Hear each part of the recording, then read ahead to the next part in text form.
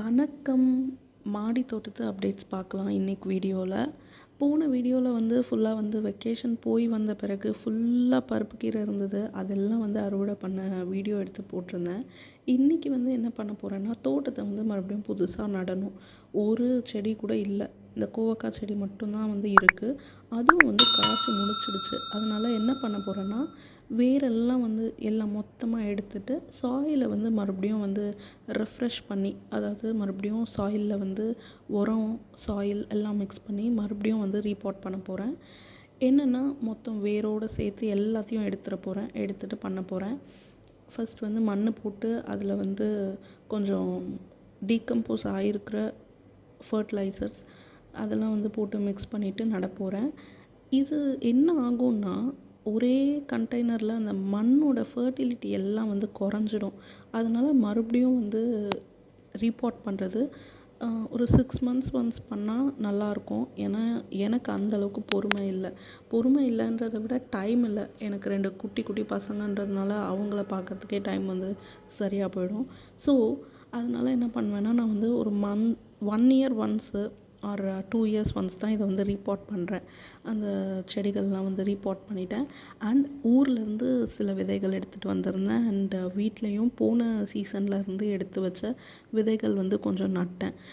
பீர்க்கங்காய் விதை, அப்புறம் வந்து கிழங்கு கொடுத்துருந்தாங்க அம்மா. அதில் வந்து எண்டை வந்து எடுத்து நட சொல்லியிருந்தாங்க. லாஸ்ட் டைம் வந்து செம்ம சக்ஸஸ் ஆச்சு. அதாவது மாடி தோட்டத்தில் நல்லா சூப்பராக வந்தது. கீழே வந்து சரியாக வரல. ஆனாலும் மறுபடியும் வந்து நடலாம் அப்படின்னு சொல்லிட்டு அந்த கிழங்கை வந்து கட் பண்ணி அதெல்லாம் நட்டேன். அண்ட் எப்போவும் நடுற மாதிரி நம்மளோட காராமணி விதை நடுறதெல்லாம் வந்து நிறையா வீடியோஸ் நான் எடுக்கவே இல்லை. சிலது மட்டும் வீடியோஸ் எடுத்தேன். அது மட்டும்தான் வந்து அப்லோட் பண்ணியிருக்கேன். அண்ட் இது வந்து 2 விதமான காராமணி விதைகள் கிடச்சிது எனக்கு. எப்போவுமே நான் ஒயிட் தான் போடுவேன். இந்த வாட்டி ரெட்டும் கிடச்சிது. இது வந்து நம்மளோட கிழங்கு செடி வந்திருக்கு. ஒரு 10-15 days ஆகிடுச்சு விதையெல்லாம் நட்டு. என்னென்ன விதை நட்டேன்னா, பீர்க்கங்காய், சொரக்காய், அப்புறம் இந்த கிழங்கு வந்து கட் பண்ணி நட்டது. அண்ட் முடக்கத்தான் கீரை போன வாட்டி இருந்தது வந்து அது மறுபடியும் வந்திருக்கு. அண்ட் மற்றது நான் காராமணி எப்போவும் நடுற மாதிரி காராமணி, அப்புறம் டொமேட்டோவும் கட் பண்ணி விதைகள் போட்டேன்.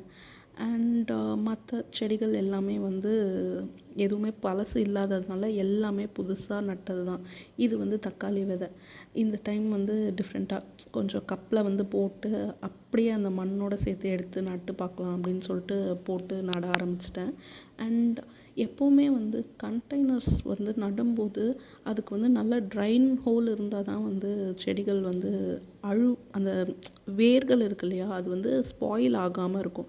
இல்லைன்னா அழுவி போயிடும். அதனால நல்ல ஹோல்ஸ் போட்டுட்டு அந்த ஹோல்ஸில் மண் வந்து அடைச்சிடாமல் வந்து கோகோனட் ஷெல்ஸ் இருக்கு இல்லையா, அந்த ஷெல்ஸை வச்சு உடச்சி இல்லை கல் போட்டு அந்த மேலே மண் போட்டோன்னா அந்த மண் போய் அடைச்சி ட்ரைன் ஹோல் வந்து இதாகாமல் இருக்கும். ஸோ அண்ட் பழைய கீரைகள், அதாவது போன சீசனில் நட்ட சிலோன் பசலை இருந்தது கொஞ்சம். அது வந்து வெயிலுக்கு நல்லா வர்றதுனால சூப்பராக வந்து வந்திருக்கு. அது வந்து கொஞ்சமாக இருந்தது, அதை அறுவடை பண்ணிக்கிட்டேன். அண்ட் நட்ட செடிகள்லாம் ஒரு 10-15 days சூப்பராக வந்து எல்லாமே வந்து வந்துடுச்சு. வந்த செடிகள் எல்லாமும் காட்டுறேன். இது இன்னியோட தோட்டத்து அப்டேட்ஸ். லைக் பண்ணுங்கள், ஷேர் பண்ணுங்கள், கமெண்ட் பண்ணுங்கள். அண்ட் கண்டிப்பாக சப்ஸ்கிரைப் பண்ணிக்கோங்க. நிறையா வீடியோஸ் வந்து அப்லோட் பண்ணிகிட்டே இருக்கேன். அதெல்லாம் அந்த அப்டேட்ஸ் எல்லாம் உங்களுக்கு ஃப்யூச்சரில் வரணுன்னா சப்ஸ்கிரைப் பண்ணி வச்சுக்கோங்க. Bye friends.